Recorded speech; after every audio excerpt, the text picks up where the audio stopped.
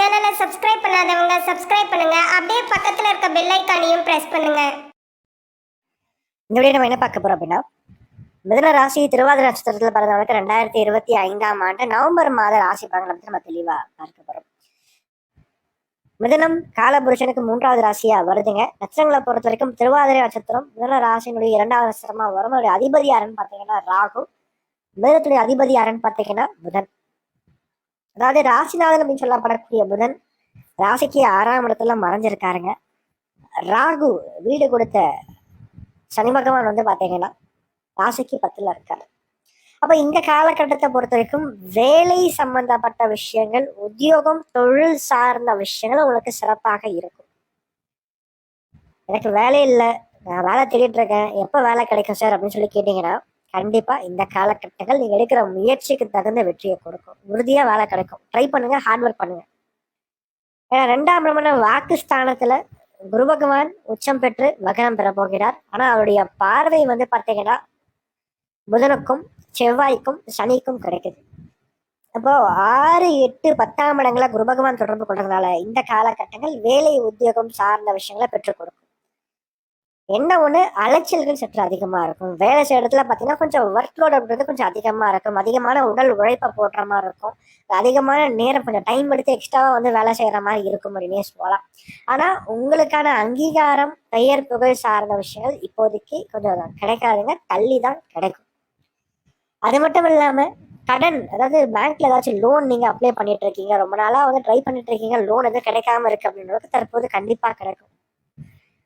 6ஆம் இடத்துல செவ்வாய் வலுக்கிறார், சரிங்களா? அதாவது மிதுனத்தை பொறுத்த வரைக்கும் செவ்வாய் 6ல வலுக்கக்கூடாது. ஆனா இங்க ஒரே நல்ல விஷயம்னா குருனுடைய பார்வையில செவ்வாய் இருக்கிறதுனால கெட்ட விஷயங்கள் அதிகமாக நடக்காது, கட்டுக்குள்ள இருக்கும், சரிங்களா? அப்ப 6ஆம் இடத்துல செவ்வாய் வலுக்கும் போது என்ன ஆகும்? மிதுனம் திருவாதிரையில பிறந்தவங்களுக்கு அந்த அடிவயிறு சம்பந்தப்பட்ட பகுதியில் ஜீரண கோளாறு சார்ந்த பிரச்சனைகளை கொடுக்கும். அல்சர் சம்பந்தப்பட்ட பிரச்சனையை கொடுக்கும். கொஞ்சம் உஷ்ணம், உடல் உஷ்ணம் சார்ந்த பிரச்சனைகளை உண்டு பண்ணி கொடுக்கும்.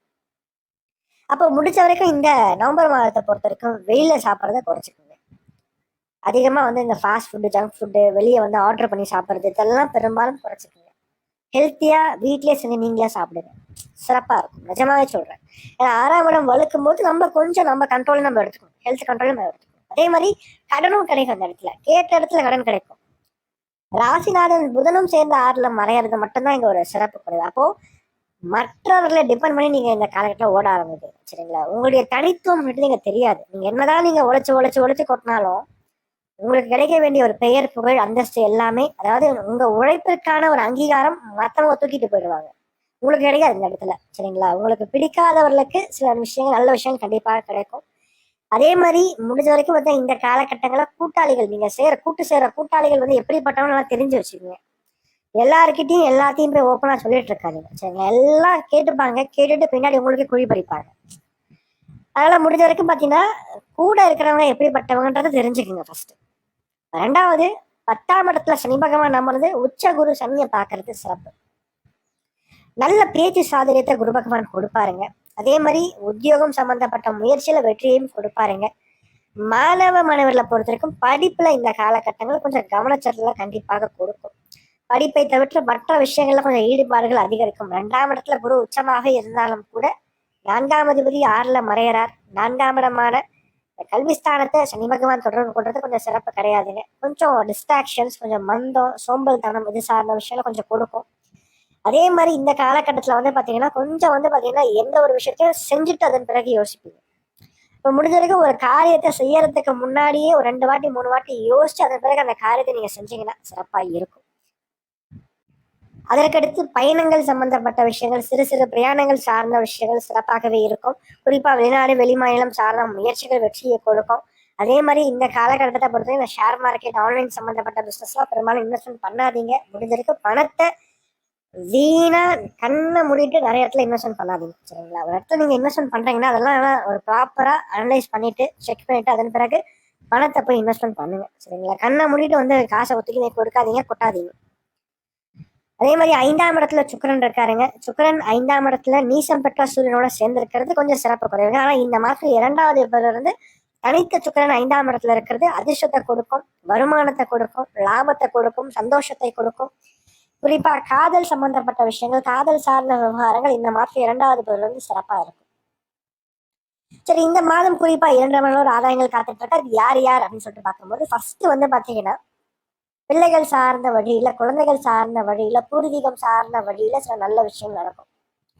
குறிப்பா திருமணமாகி குழந்தை பாக்கியம் சார்ந்த விஷயங்களை எதிர்பார்த்துட்டு இருக்கீங்கன்னா அது அப்போது கிடைக்கும். சரிங்களா? 5ஆம் இடம் வலுக்குது. சரி, 5ஆம் இடம் வலுக்கும் போது புத்திர பிராப்தி சார்ந்த விஷயங்களை கொடுப்பாருங்க. அதே மாதிரி குரு 10ஆம் அதிபதி அவரும் பாத்தீங்கன்னா 2ஆம் இடத்துல அமர்ந்து சனியை பார்க்கறது சிறப்பு தான். இப்போ உடன் பணிபுரிகின்ற நண்பர்கள், சக ஊழியர்களால நன்மையும் உண்டு, தீமையும் உண்டு. ரெண்டுமே கலந்த கலப்பு பலன்லாம் நடக்கும் இந்த காலகட்டத்துல. சரி, அதனால அதான் சொன்னேன், உடன் கூட்டு சேருகின்ற கூட்டாளிகள் எப்படின்னு தெரிஞ்சுக்கிட்டு அதன் பிறகு அவங்க கிட்ட நிறைய விஷயங்களை ஷேர் பண்ணுங்க. கண்ணை மூடிட்டு எல்லாத்தையும் எல்லார்கிட்டையும் சொல்லாதீங்க. சரிங்களா? சில பேர் உங்க நல்லதுக்காக இருப்பாங்க, சில பேர் உங்களுக்கு பின்னாடி குழி வெட்டுறதுக்காகவே இருப்பாங்க. அதனால கூட்டாளிகளால் நன்மையும் தீமையும் ரெண்டுமே கலந்த ஒரு கலப்பு பலன்களா இந்த மாதம் வந்து உனக்கு நடக்கும் அப்படின்னே சொல்லலாம். மேலும் தகவலுக்கு எங்க சேனலை மறக்காம சப்ஸ்கிரைப் பண்ணுங்க. நன்றி.